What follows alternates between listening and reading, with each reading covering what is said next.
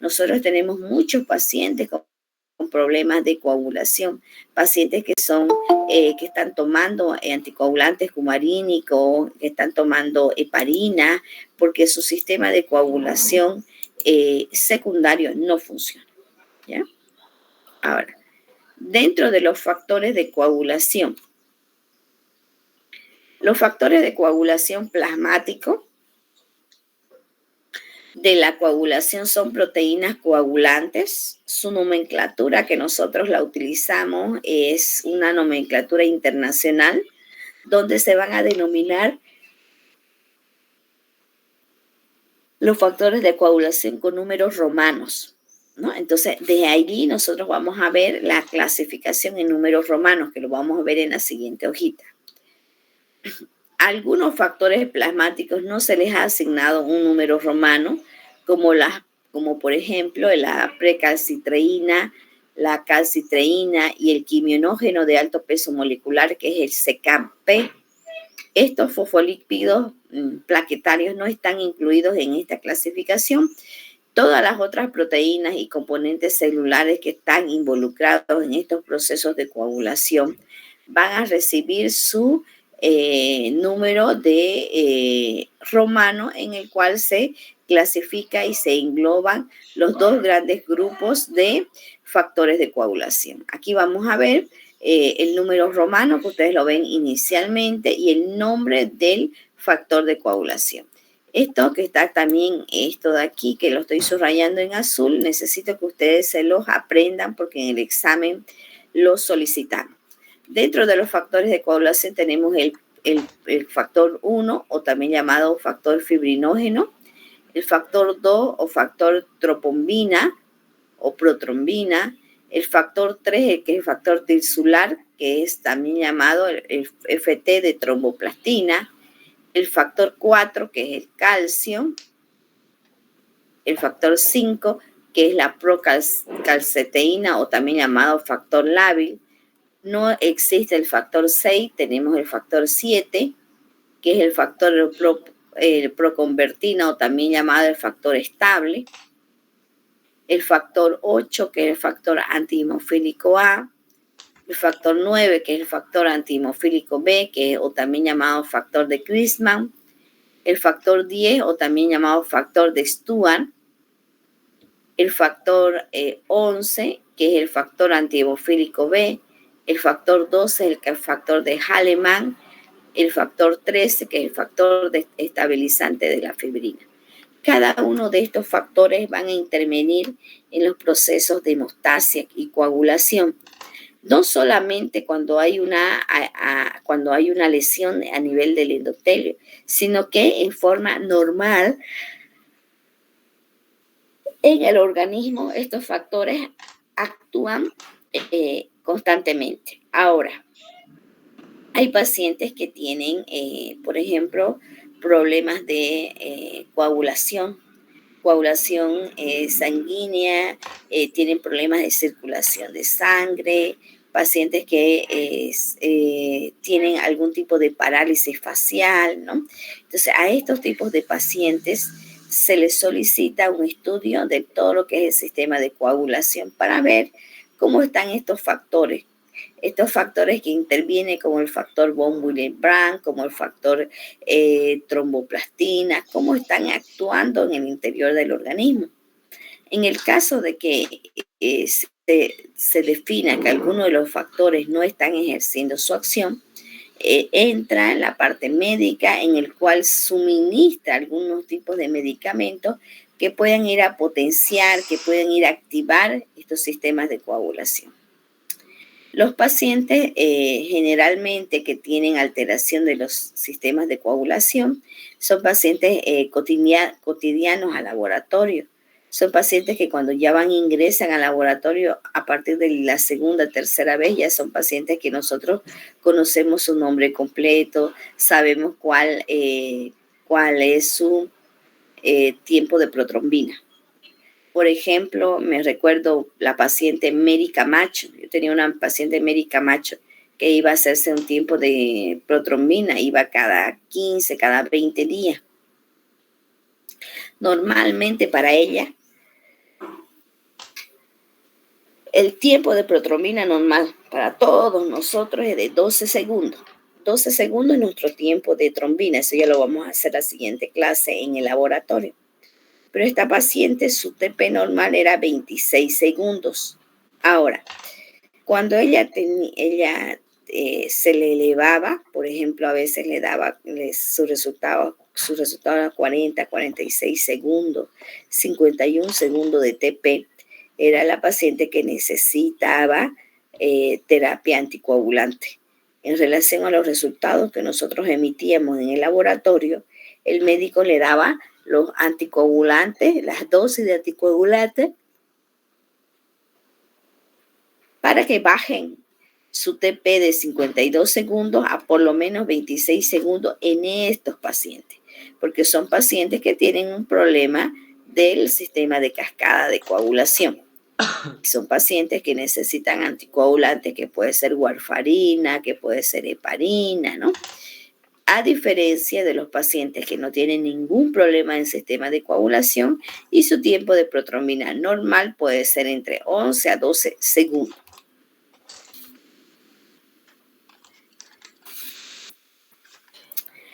Para que nosotros veamos la acción de estos factores de coagulación, cómo estos factores van a actuar en el interior del organismo, necesitamos otros factores que son factores coayudadores de esto. Uno de los factores coayudadores es los factores que son dependientes a la vitamina K. Vamos a decir que la síntesis de estos factores de la coagulación se realiza principalmente en un órgano que tenemos, que es el hígado. Es en el hígado donde se sintetizan, donde se forman los factores de coagulación y a nivel también del endotelio. Estos van a requerir la vitamina K para su correcta funcionalidad, quiere decir, para que funcionen de forma correcta, necesitan la vitamina K. Igualmente, esta vitamina K se sintetizan a nivel del hígado. Aquí se van a incluir los factores, que es el factor 2, factor 7, factor 9, factor 10, y como los dos principales proteínas que van a regular la coagulación tenemos la proteína C y la proteína S. A ver, Nora, ¿está presente Nora? Norma, perdón. Norma. Sí, doctora. Norma, ¿por qué no interviene el factor 6 aquí?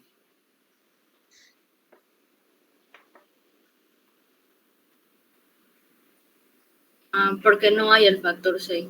Perfecto, quiere decir que Norma estaba atenta a la clase. No existe el factor 6 de coagulación, por eso no actúa en todo lo que es el sistema, ¿no? Entonces, estuvo atenta Norma porque el factor 6 de coagulación no existe, ¿sí? Son 13 factores, hay un factor débil y un factor fuerte, ¿sí? Están los factores de coagulación, pero está lo que estamos hablando ahora de lo que son los coayudadores de los factores de coagulación, ¿sí? Abigail. Abigail. Sí, doctora. ¿Dónde se forman los factores de coagulación? ¿En las plaquetas? No. ¿Dónde se sintetizan los factores de coagulación? ¿En qué órgano del cuerpo? ¿No dijo en el hígado, doctora? Exacto, en el hígado, ¿no? Vamos a ver. Dayana. Sí, doctora. ¿Cuántos factores de coagulación existen? Deme el número. 13. 13. Muy bien. Entonces quiere decir que estamos atendiendo. Sigamos. Dentro de esto vamos a decir que los factores dependientes de lo que es los factores dependientes de vitamina K, vamos a tener que van a ser los factores 2, factores 7, factor 9, factor 10, así como dos proteínas que son proteínas que regulan este sistema de coagulación, que son la proteína C y la proteína S.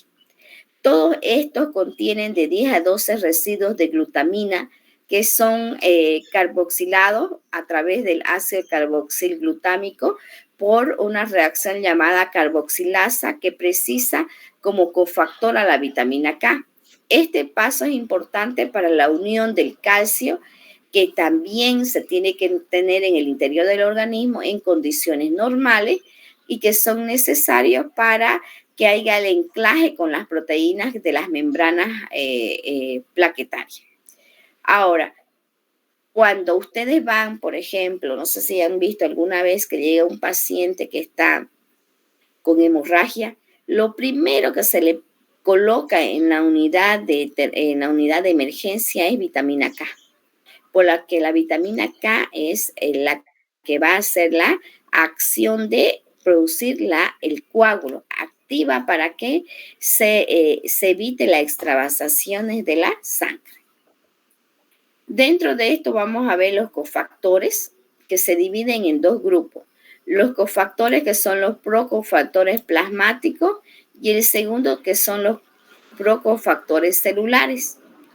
Dentro de los primeros, los coprofactores plasmáticos incluye el factor 5, el factor 8, el quimiógeno, el factor 5 que circula en el plasma como una proteína monomérica, el factor 8 que también va a circular como un factor denominado el factor von Willebrand, o también llamado, que ustedes lo pueden ver en la literatura, FBW, factor von, la B chica, la primera, y el apellido con mayúscula Willebrand, ¿no?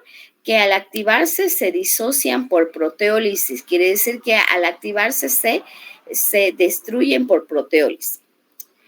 Y también tenemos los procofactor celular, que incluye el factor tisular, la trombobolulina, el factor tisular, que es el único factor que no se encuentra normalmente en circulación y que es una proteína específica que presenta a nivel de la membrana.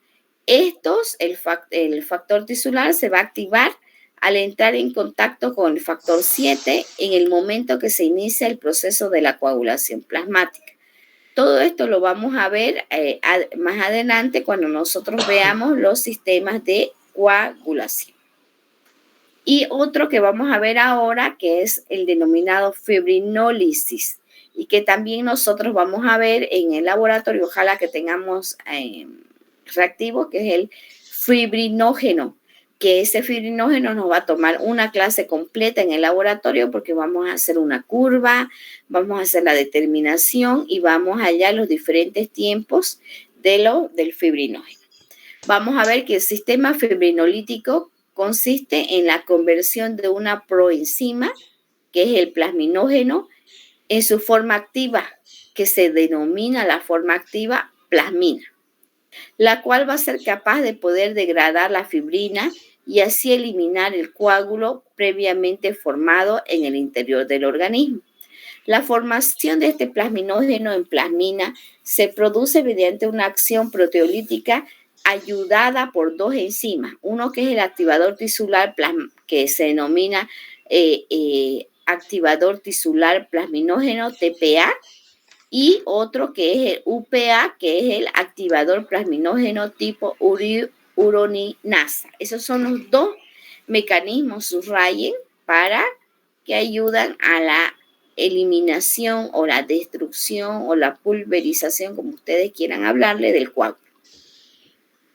Ahora, la plasmina va a degradar la fibrina del coágulo y la va a transformar en productos de degradación de fibrinógeno. A eso nosotros lo denominamos DPB, productos de degradación de fibrinógeno, que contienen residuos de lisina y arginina en posiciones carboxiterminal, que estos residuos van a constituir los sitios de unión para los sitios de unión TPA, que viene siendo, que habíamos dicho que es el TPA, aquí lo tenemos aquí arriba, que es la acción de el activador tisular plasminógeno, ¿no? Y el plasminógeno, que también son responsables de la formación de la cascada de fibrinólisis. La cascada es esta de acá, que vamos a verla después. Esta es la cascada de coagulación. Ahora,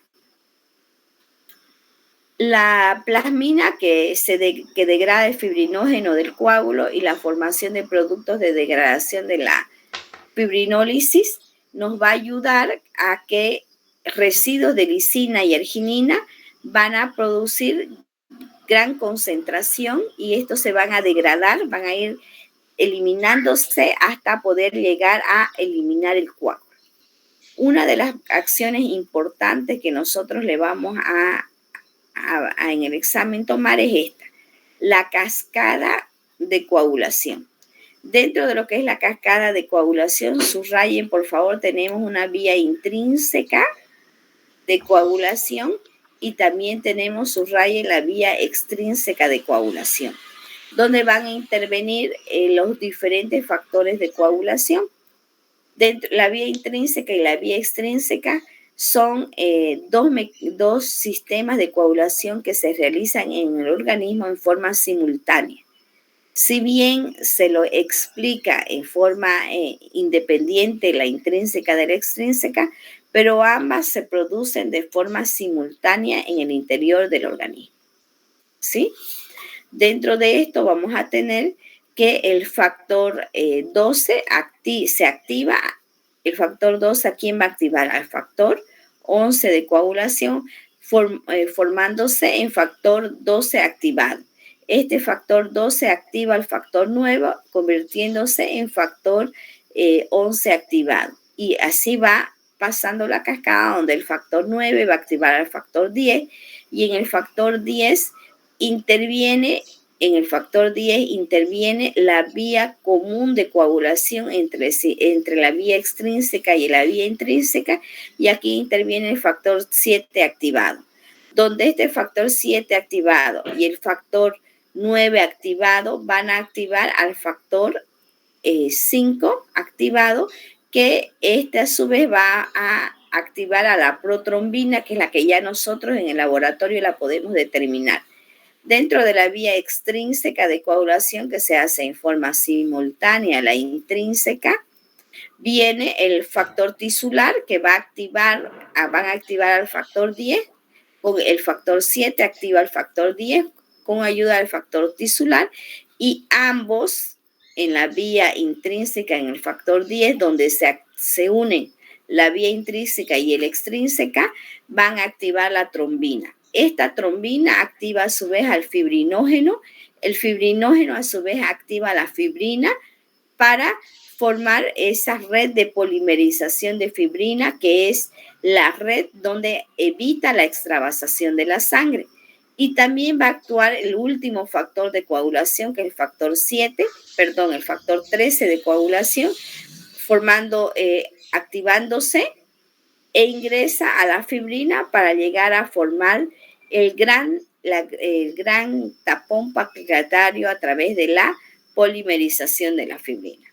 Para esto decimos que las dos vías de coagulación, tanto la intrínseca como la extrínseca, son y se realizan en forma simultánea en el interior del organismo. ¿Ya? La siguiente clase vamos a hablar de cascada de coagulación, ¿sí? Ya la vamos a hacer en la clase teórica presencial, ¿sí?